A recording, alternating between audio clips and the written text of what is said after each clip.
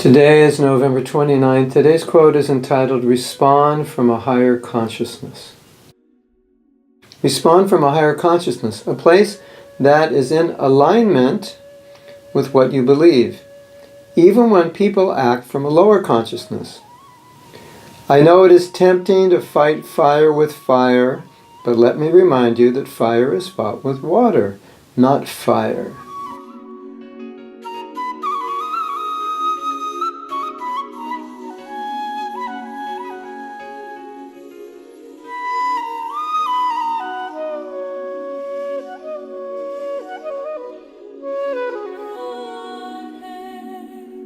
I have a strange feeling that this quote has come up twice, that we actually talked about it before.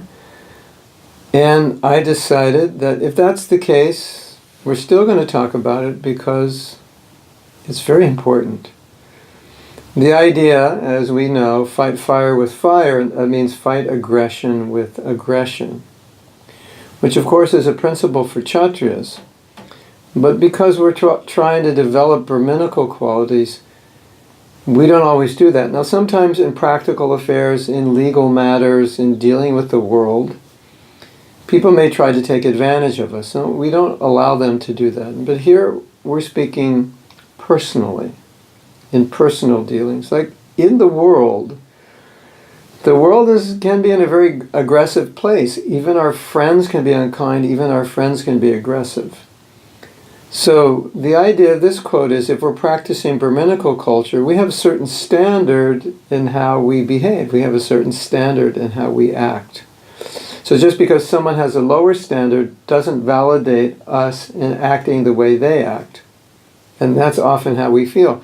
We feel justified in responding to something negative with something else negative. After all, you hit me, so I can hit you back. That's the idea. So that's pretty much ingrained within our society, and today, at least in America, it's very common when you're mistreated to sue someone.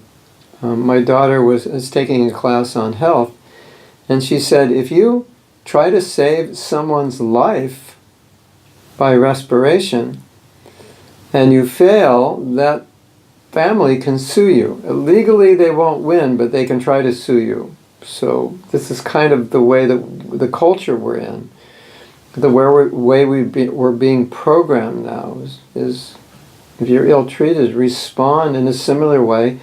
And after all, you're justified in acting that way because that's just human, that's just normal.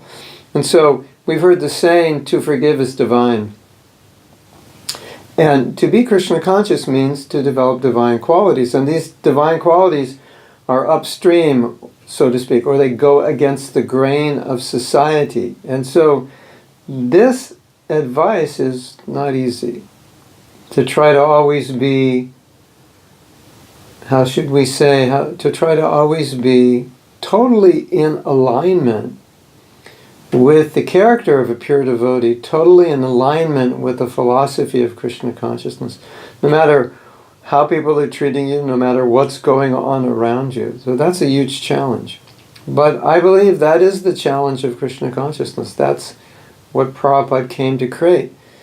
Because unless we create a world of people who are at least in sattva gun and are practicing some kind of sadhana to develop some kind of Krishna consciousness, the world is not going to improve. We're not just going to improve because we're doing the things externally. There has to be some change in the way we think, a change in our consciousness, the way we speak, the way we react, what we do. That all has to change.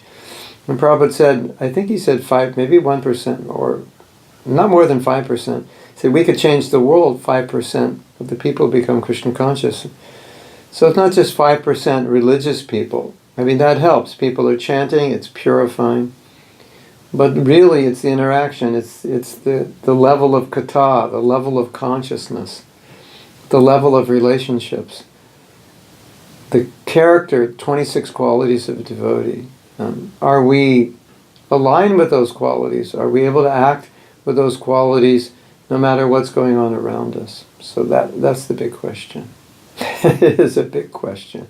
And I would say that's a huge challenge for us.